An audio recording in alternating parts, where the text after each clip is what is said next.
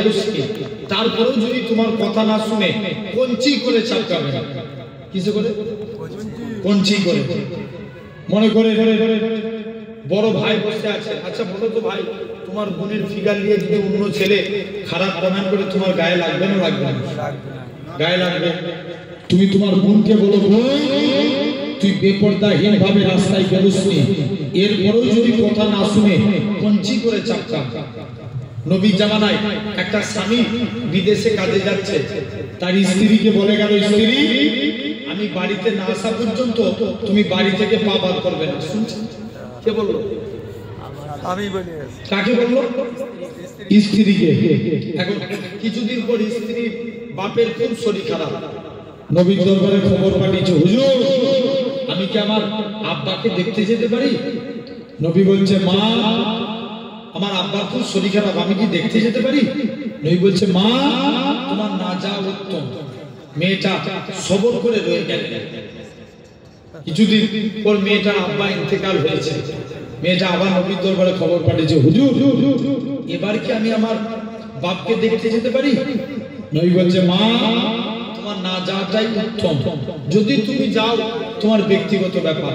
মেয়েটা সবর করে বাড়িতেই রয়ে গেল। কিছুদিন পর মেয়েটা স্বপ্ন দেখছে তার বাপটা আল্লাহর জান্নাতি হয়ে গেছে। বাপ বলে, মারে দুনিয়ার জমিনে আমার এমন কোন নেক আমল থাকে না যার ওসিলায় নাজাত পেতাম, কিন্তু তোর ব্যবহারটাকে, তোর আখলাকটাকে আমার আল্লাহ কবুল করে তুই মেয়ে, তোর ওসিলায় আমি তোর বাপকে জান্নাতি করে দিয়েছি। আসেন মন দিয়ে শুনবেন। এরকম একটা হাদিস মনে পড়েছে। এক ইহুদির মেয়ে ছিল। কার মেয়ে? ইহুদি। ইহুদি তার মেয়ের জন্য বিয়ে ঠিক করেছে। কিসের ঠিক করেছে? বিবাহের। মেয়ে বলছে, আব্বা আমি বিবাহ করতে পারি, তবে আমার একটা দিন সময় চাই। কটা দিন? একটা দিন। বাপ বলছে, যা মা তোকে একটা দিনই সময় দিলাম। মেয়েটা মনে মনে করছে, আমি যার কাছেই যাই সেই আমাকে খারাপ যুক্তি দেয়, তবে নবী কন্যা ফাতেমার কাছে গেলে ফাতেমা সবসময় আমায় ভালো যুক্তি দেয়। বলছে যাই, একবার ফাতেমার কাছে যাই। দৌড়ে দৌড়ে মেয়েটা আস্তে আস্তে করে ফাতেমার কাছে চলে গেলেন।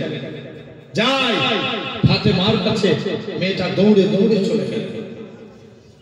মুসলমান বলেছেন, মেয়েরা মেয়েরা আল্লাহ নবী বেটি ফাতেমা রাদিয়াল্লাহু তাআলা আনহার কাছে দৌড়ে দৌড়ে চলে গেলেন। ফাতেমা তোমাকে আমার বিরতি দেওয়া লাগবে।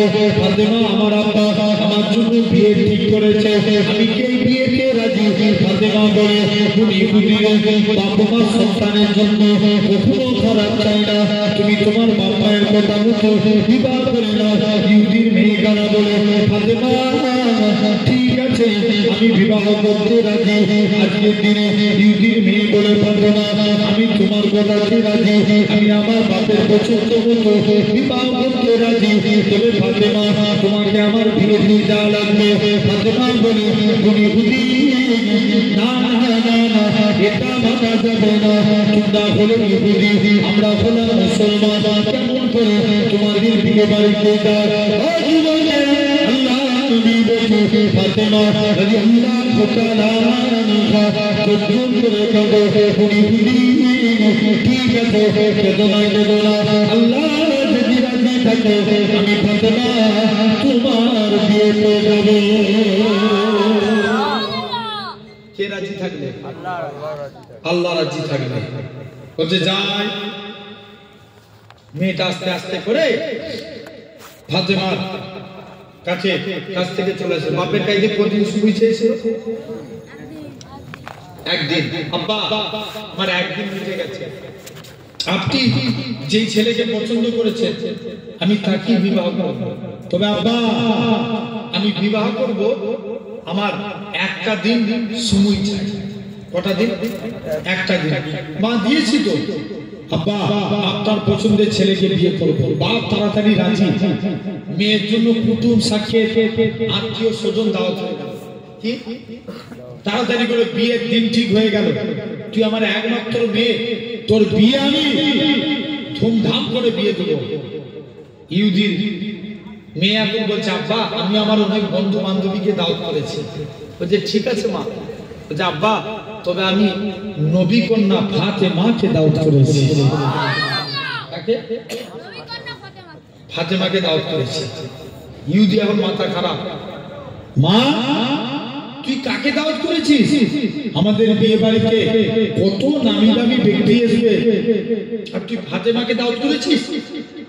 ও একটা ছিঁড়া ফাটা কালি দিয়া জামা পরে। খবরদার তুমি ফাতেমাকে দাওয়াত ক্যান্সেল করে দাও। মেয়ে বলছে আব্বা ফাতেমা বিয়েতে এলে বিয়ে হবে, নচেত বিয়ে হবে না। একটু জোর করে বলো। এখন ইহুদি চিন্তায় পড়ে গেছে কি করা যায়। ইহুদি তখন চালাকি করছে। ঠিক আছে ফাতেমা বিয়েতে আসতে পারে, তবে ফাতেমাকে নতুন কাপড় পরে আসা লাগবে। কি পরে? নতুন কাপড়।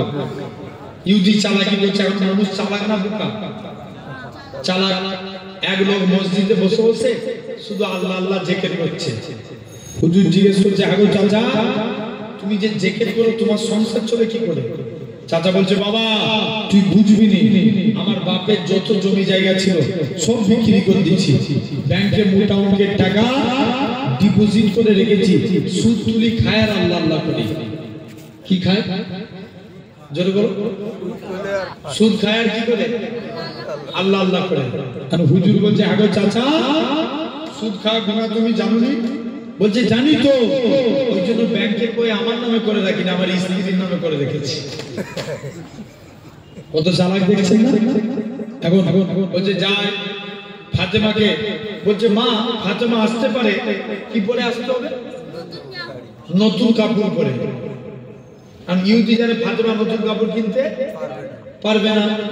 বলছে যাই। ইহুদি মেয়ে মনে মনে করছে ফাতেমা যদি কাপড় না কিনতে পারে, দরকার হয় ফাতেমাকে একটা কাপড় কিনে দিব। যায় ফাতেমার কাছে চলে যায়। মুসলমানরা ছেলে মেয়েরা পানা তরুণেরা আল্লাহ নবী বেটি ফাতেমা রাদিয়াল্লাহু তাআলা দৌড়ে দৌড়ে চলে গেল। ফাতেমা আজকের দিনে তোমাকে আমার বিয়েতে যাওয়া লাগবে। ফাতেমা বলে ঠিক আছে আমি তোমার বিয়ে বাড়িতে যাবো তো বলেছি, তবে ফাতেমা তোমাকে আমার বিয়েতে নতুন কাপড় পরে যাওয়া লাগবে। ফাতেমা বলে তুমি বুঝি না না না না এটা মানা যাবে না, তোমরা হলো ইহুদি আমরা হলো মুসলমান, আমি কোথায় কাপড় পাবো? ফাতেমা ইহুদির মেয়ে কেনা বলে ফাতেমা দরকার হয় আমি তোমাকে একখানা কাপড় কিনে দেবো। ইহুদির মেয়ে কেনা বলে ফাতেমা তুমি আমায় কি কথা শোনালে?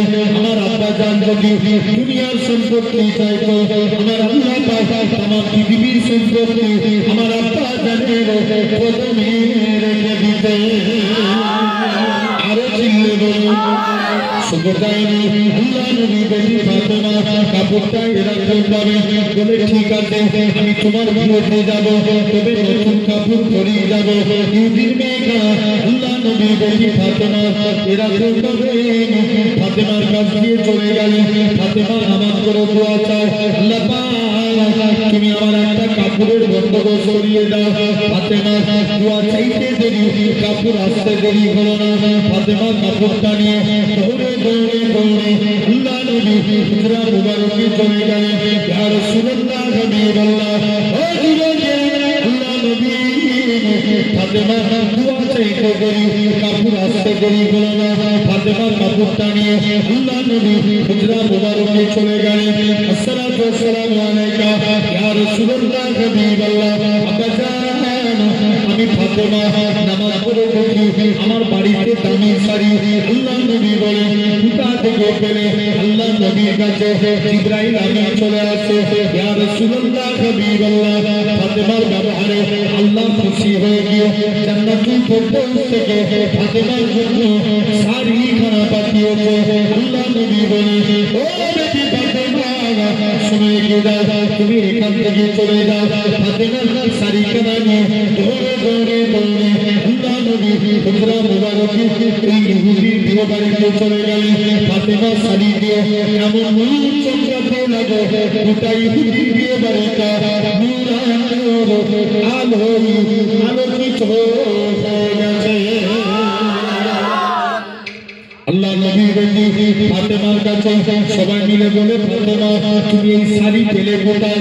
ফাতেমা বলে না না না না এটা মানা যাবে না, বলতে পারবো না। ফাতেমা বলে ঠিক আছে যদি বলতে না পারো তুমি দোকানের নাম বলো। ফাতেমা বলে এই শাড়ি পরতে গেলে আগে ইমানি কলেমা পড়া লাগবে।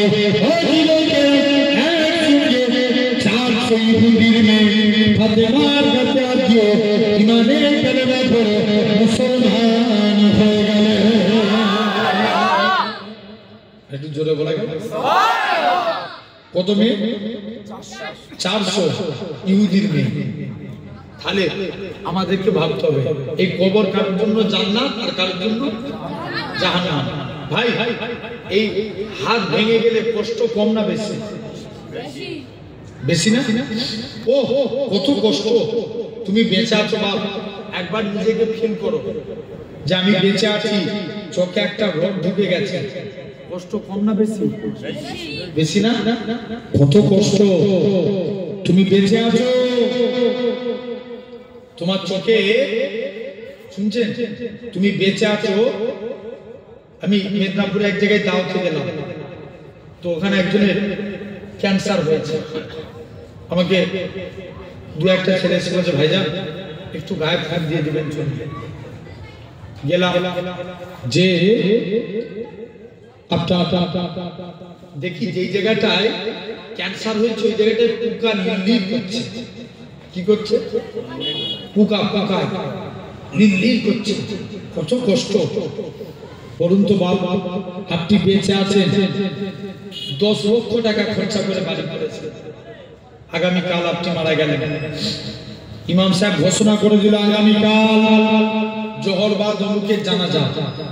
আচ্ছা বলুন তো আপনাকে আপনার ছেলেরা আসর পর্যন্ত বাড়িতে রাখবে? রাখবে? 10-15 মিনিট আগে জানাজার ময়দানে নিয়ে চলে যাবে, ঠিক কি না?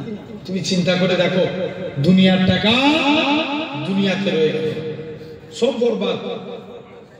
এরকম ভাবে আপনি লক্ষ্য করে দেখেন, তাহলে একদিন তোমাকে আমাকে একবার, আজকে বাড়িতে যে ইসাক ভাই লাস্টে আছে,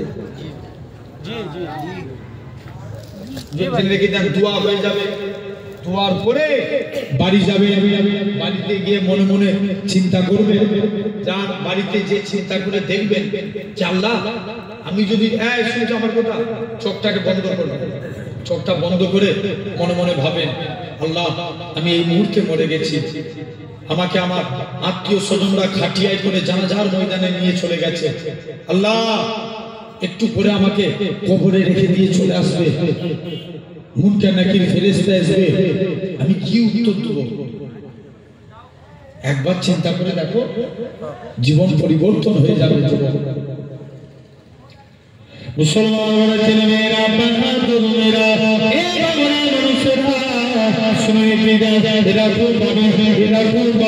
যারা ভোটকার হবে এলাকার মানুষদের বলবে আমার আত্মীয় স্বজনেরা তোমরা আমার লাশটাকে তাড়াতাড়ি করে কবরস্থানের দিকে নিয়ে যেও না, কেননা আমার কবরের মধ্যে আমি যা ভয়ঙ্কর জিনিস দেখতে পাচ্ছি, যদি তোমরা দেখতে পেতে তোমরা আমাকে কবরস্থ করতে না।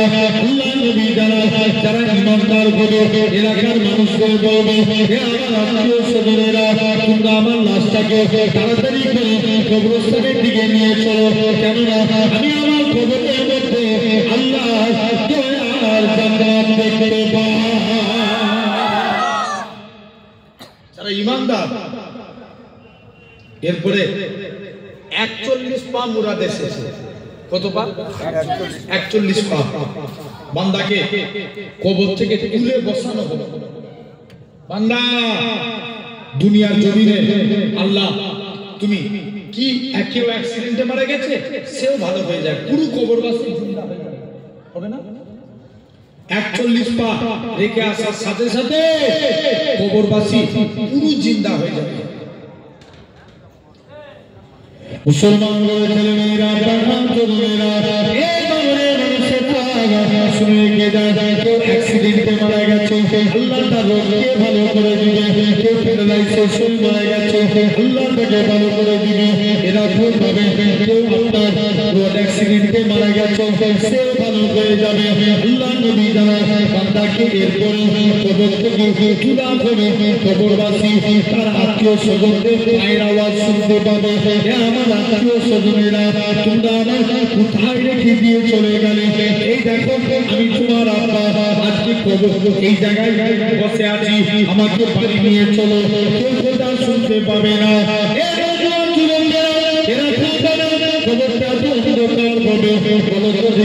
তুমি আর জমিনে এই লাইটগুলো চলছে হঠাৎ করে যদি বন্ধ হয়ে যায় এই জায়গাটা কত অন্ধকার হবে খবরবাসী চিৎকার করে কাঁদতে লাগবে আমার আত্মীয় স্বজনেরা তোরা আমার কোথায় রেখে দিয়ে চলে গেলি এত অন্ধকার কেন দুনিয়ার অন্ধকারের থেকে খবরটা 70 গুণ বেশি অন্ধকার হবে খবরবাসী চিৎকার করে কাঁদতে লাগবে এরা খবরবাসী হাও করে কাঁদবে এমন সময় প্রতিটা বান্দা বান্দি কবরে হুমায়ুন আলাইহিস সালাম আসবে নাকি ফেরেশতা আসার আগে প্রতিটা বান্দার কবরে হুমায়ুন আলাইহিস সালাম চলে আসবে বান্দাকে তুলে বসাবে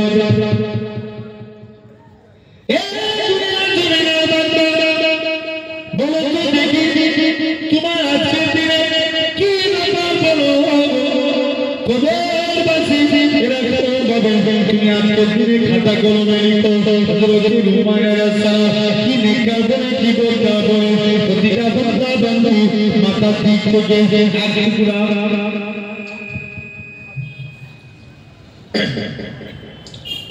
কাফনের টুকরা ছিঁড়ে বলবে এই কাফনের টুকরাটা হবে তোমার জন্য খাতা সাদা কাগজটা হবে তোমার জন্য কলম মুখের টুকরা হবে তোমার জন্য কালি বান্দার মুখ থেকে ছুটু নিয়ে কালি নিয়ে সাদা দাগুলে করে কাফনের উপর লিখতে থাকবে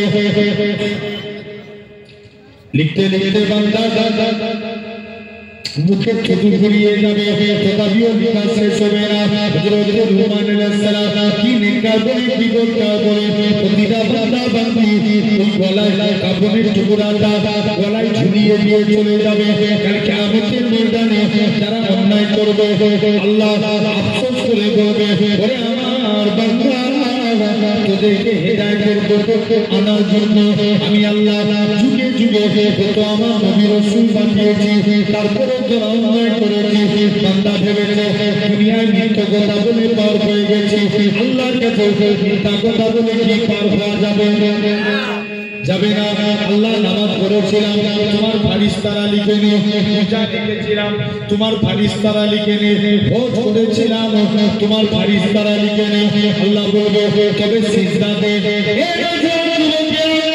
তুমি আমি কিভাবে লেখা পাবে তোমার আমার এই হাত সাক্ষী দিবে আল্লাহ এই হাত দিয়ে আপনার বান্দাটা মানুষের উপর জুলুম করেছে যে হাত কেটে গেলে তাড়াতাড়ি করে আমরা মলম লাগাই যে হাত শীতের টাইমে হাত কেটে গেছে তাড়াতাড়ি করে শীতের জিনিস লাগাই এই হাত তোমার বিপক্ষে চলে যাবে তোমার পা তোমার বিপক্ষে যাবে আল্লাহ পা দিয়ে বান্দাটা মসজিদের দিকে যায় না মাদ্রাসার দিকে যায় না তিনি মাহফিলে গিয়ে বসে না আপনার আমার কান সাক্ষী দিবে আল্লাহ এই কান দিয়ে বান্দাটা গান বাজনা শুনে কাটিয়েছে করে জীবনগিল্লা শুনেছে এরা প্রতিটা অঙ্গ প্রত্যঙ্গ আপনার আমার বিরুদ্ধে সাক্ষী দিবে আমার আল্লাহ জানাবে আমার বান্দা চলে যা আমি আল্লাহ তোকে জাহান্নামী করে দিলাম বান্দাটা জাহান্নামের দিকে যাবে সহ্য করে কাঁদবে আমার এই মাংস পিণ্ড শরীরে জাহান্নামের কষ্ট আল্লাহ আমি সহ্য করতে পারবো না আল্লাহ তুমি আমার আমায় একটুখানি সময় দাও, ফারিস্তারা সময় দিয়ে দিবে। বান্দা কানা কাঁদতে কাঁদতে আল্লাহর আরশে আজিমের কাছে আসবো। আল্লাহ, আজকের দিনে অন্যায় করেছি ঠিকই কথা, পাপ করেছি ঠিকই কথা, আল্লাহ পাক, তবে আপনি নাকি কুরআন পাকে ইরশাদ করেছেন, আল্লাহ আপনি নাকি কুরআন পাকে ইরশাদ করেছেন, ওমাইয়া তাআলা আল্লাহকে আফওয়া কাজু, যে বান্দা নাকি আল্লাহ আপনার উপরে ভরসা করে আপনি তার জন্য যথেষ্ট হয়ে যান। আল্লাহ পাক, আমি আপনার গুনাহগার বান্দা, আমি আপনার পাপী বান্দা, আল্লাহ আপনার উপরে ভরসা করে রইলাম। আমার আল্লাহ জানাবে সত্যি আমার বান্দারে তুমি সত্য কথা বলেছো, আমার বান্দারে চলে যাও চলে যাও, আমি আল্লাহ তোর জীবনে পাখার পাখার ভাবনাটাকে ক্ষমা করে দিয়ে আমি আল্লাহ তোকে আজকের দিনে আমার রহমতের দয়ার জান্নাত দিয়ে দিলাম। যাও বান্দা, আমি আল্লাহ তোকে জান্নাত দিলাম। এরপরে কবরে কে আসবে? কোন ফেরেশতা? কথা বলে না, জোরে বলো। মুনকার নাকি? কবরে কটা সওয়াল করবে? তিনটে। গোটা বুখারী তন্ন তন্ন করে দেখে কবরের সওয়াল যা প্রসঙ্গে 7টা হাদিস এসেছে। 6টা হাদিসে বলা হচ্ছে নবীকে কবরে না হাজির করানো হবে, যে নবী চিনতে পারবে তার কবরে না যাবে। জোরে বলে একটু জোর করে বলা গেল না? তাহলে আমরা নবী চিনতে চাই, কারা কারা চিনতে চাই একবার হাত তুলে দেখো, তাকবীর মারো। নারে তাকবীর, নারে তাকবীর, দুটো হাত তুলে নারে তাকবীর, হাত তুলো নারে তাকবীর। আর একটা তাকবীর শিখাচ্ছে, হাত তুলে রাখেন। আমি আর জুনাইদ ভাই গোটা পশ্চিম বাংলায় এই তাকবীর প্রচার করছি। কি নবীর তাকবীর, নারে মুস্তাফা, বলেন মারহাবা মারহাবা, জোরে দেন দেখি, নারে মুস্তাফা, জোরে জোরে মারহাবা মারহাবা, নারে মুস্তাফা, নারে মুস্তাফা, নারে দিলে আলহামদুলিল্লাহ। জেনে রেখে দেন, শুনছেন? মন দিয়ে শুনবেন, তাহলে আমরাও নবী চিনতে চাই। আলহামদুলিল্লাহ। তাও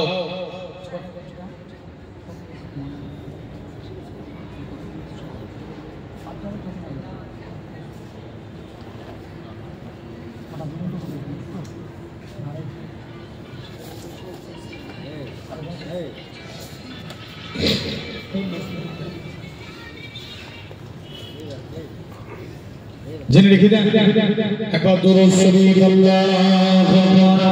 এই অসুবিধা হচ্ছে নাকি? এই জোরে বলো, সাইয়্যিদিনা মাওলানা মুহাম্মদ ওয়া আলি সাইয়্যিদিনা মাওলানা মুহাম্মদ। হৃদয় উজাড় করে আমি ভালোবাসি তোমায়। জোরে বলো না, একটু জোরে হবে না? এই ভাঙড়ের আওয়াজ আরো জোরে বলো। আমার সব দিকে এগিয়ে মানে সুবহানাল্লাহ তো আগাতে হবে। জোরে বলো। হৃদয় উজাড় করে আমি ভালোবাসি তোমায়।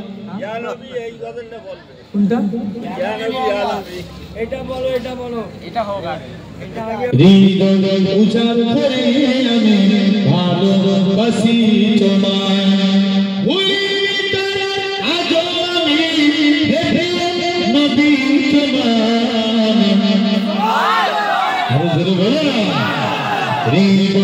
উজাড় করে আমি ভালোবাসি তোমায়।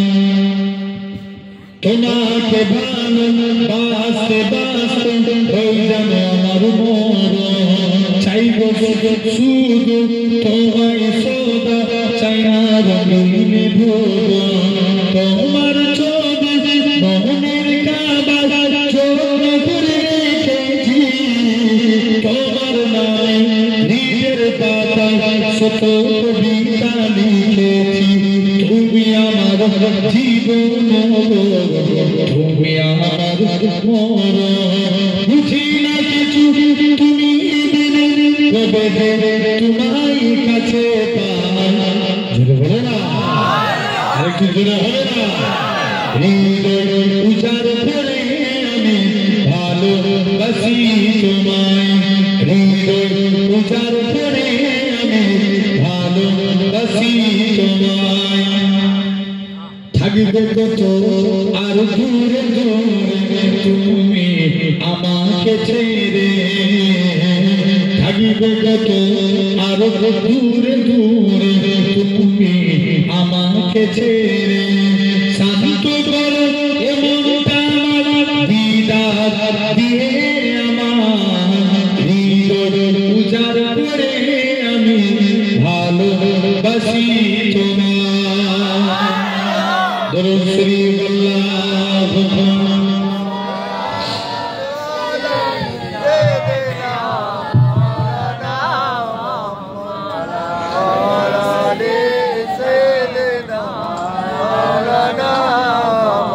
मुस्तफा मुस्तफा मुस्तफा मुस्तफा या नबी मुहम्मद या रसूल मुहम्मद তুমি মোর সাফায়া তুমি মোর সাফায়া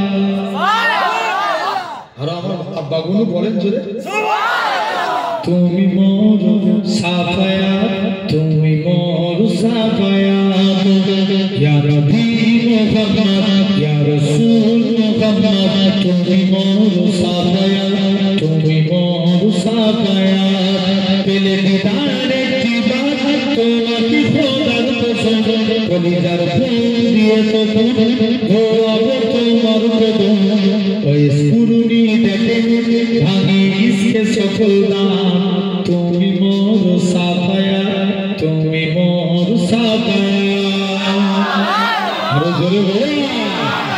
তুমি মোর সাফায়া তুমি মোর সাফায়া কোরআন দেখো আল কোরআনে নবীর নাম দুটি মাল্লাল 99 দিয়ে কুসুবিহীন দেখো এর পাবে না কোনো সাথ তুমি মোর সাফায়া তুমি মোর সাফায়া ইয়া নবী মুহাম্মদ ইয়া রাসূল মুহাম্মদ তুমি মোর সাফায়া তুমি মোর সাফায়া আল্লাহুম্মা আলা সাইয়্যিদিনা মাওলানা মুহাম্মদ ওয়া আলি সাইয়্যিদিনা মাওলানা আমার ভাইরা আপনারা তরুণেরা তাহলে আমি নবীর দিয়ে আলোচনা করব বলেছি আচ্ছা ইসলামী শরিয়াতে আমাদের ফিদরাত হচ্ছে 5টা কটা 5টা এক নাম্বার মাথার চুল কাটা কিসের মাথার চুল দুই নম্বর মন দিয়ে শুনবে এটা এক নাম্বার মাথার চুল কাটা দুই নম্বর গোঁফ ছোট দাড়ি বড় কি ছোট গোঁফ ছোট দাড়ি বড় তিন নাম্বার নখ কাটা তিন নাম্বার কি নখ কাটা চার নাম্বার এরকম ভাবে বগলের পশম পরিষ্কার করা কটা হলো কথা বলেন চারটে পাঁচ নাম্বার নাভির নিচের পশম পরিষ্কার করা কটা হলো 5টা আসেন মাথার চুল কাটা সমাজ এখন 100 স্টাইলে চুল কাটে আছে না নাই জোর করে বলো আছে না দেখবেন কেউ এই ধারগুলো ছোট আছে না আবার চাঁচে হ্যাঁ পালাচ্ছিল জেনে রেখে দেন শুনছেন অনেকে মেসির মতন চুল কাটে কার মতন মেসি অনেকে নেইমার হ্যাঁ শুনছো সুধরে যাও যুবক অনেকে নেইমারের মতন চুল কাটে অনেকে বিরাট কোহলি মার্কার চুল কাটে আছে না অনেকে সলমান খান শাহরুখ খানের মতন চুল কাটে হাদিস শরীফ আল মারউ মা মান হাব্বা যার সঙ্গে যার মহব্বত তার সঙ্গে তার কিয়ামত জেনে রেখে দেন তাহলে আমরা চুল কাটবো নবীর স্টাইলে কার স্টাইলে নবীর স্টাইলে বলুন তো এতগুলো মানুষ বসে আছে আমরা একবারও সেলুন দোকানে যে কেউ বলেছি সেলুনওয়ালা ভাই আমার চুলটা একটু নবীর মতন কেটে দাও কেউ বলেছি কেউ বলেনি নবীর স্টাইল কি এধারেও ছোট পিছনেও ছোট উপরে বড় উপরেও ছোট চারিদিকটা সমান আর না হলে বাবরি রাখেন, জানবেন এটাই নবীর সুন্নাত। জোরে বলো। এটা তাহলে নবীর ভালোবাসা কেমন করে হাসিল হবে? নবীর সুন্নতকে ভালোবাসতে। আচ্ছা, অনেকে জামা পরেন না, এতদিন জামা পরেছেন, আই থেকে তোমার পীরের আওলাদ বলে যাচ্ছি, আই থেকে জামা পরবে একটা নিয়মে। কেমন? আগে যখন জামা পরবেন ডান হাত দিবেন। কোন হাত? এই জামা যখন পরবে ডান হাত। কোন হাত? ডান হাত।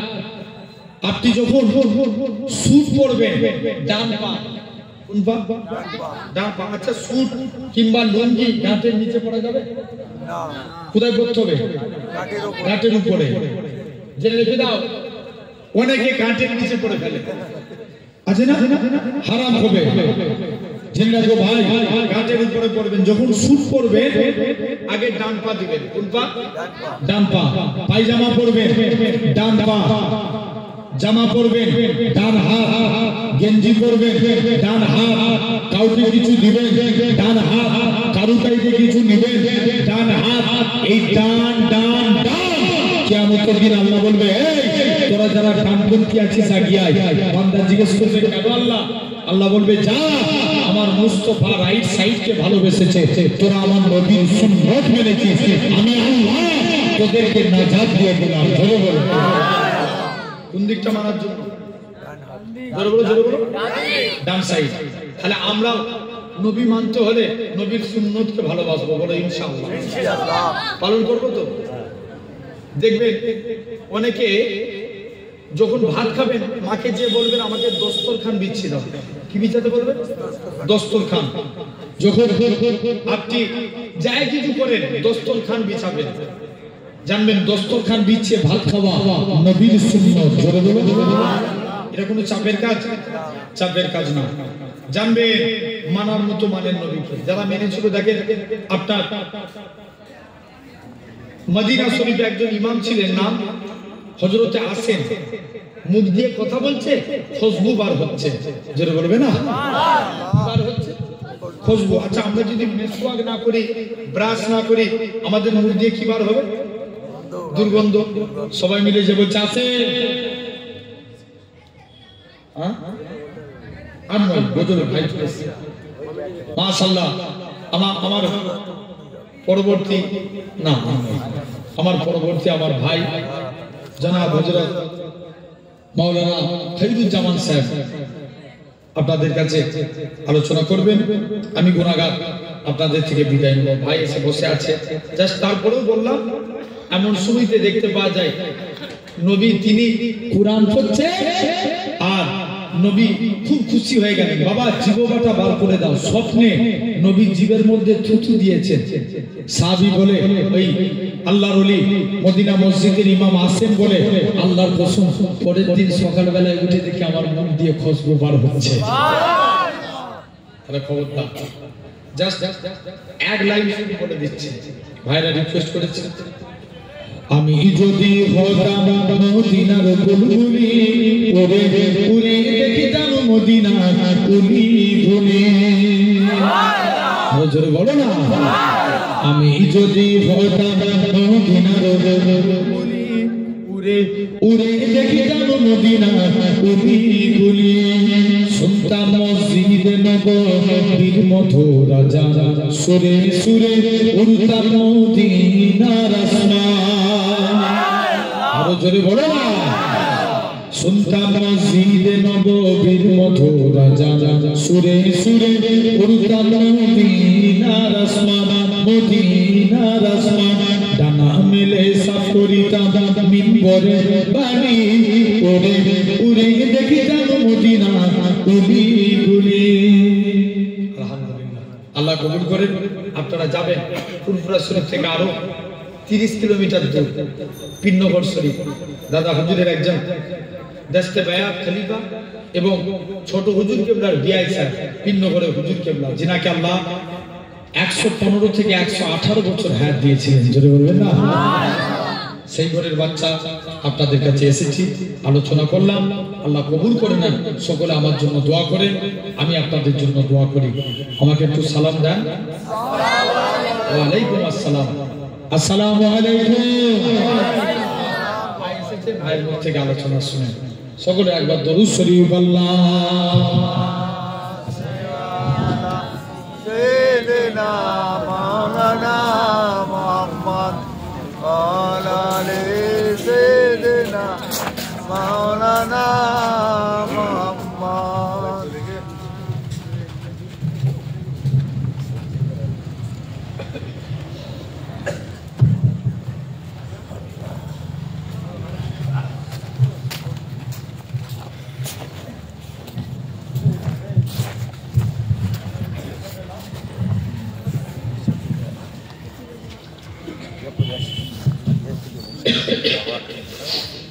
अस्सलामु अलैकुम व रहमतुल्लाहि व बरकातुहू।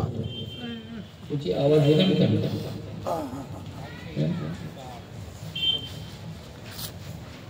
बॉक्सर आवाज में की भाग दिए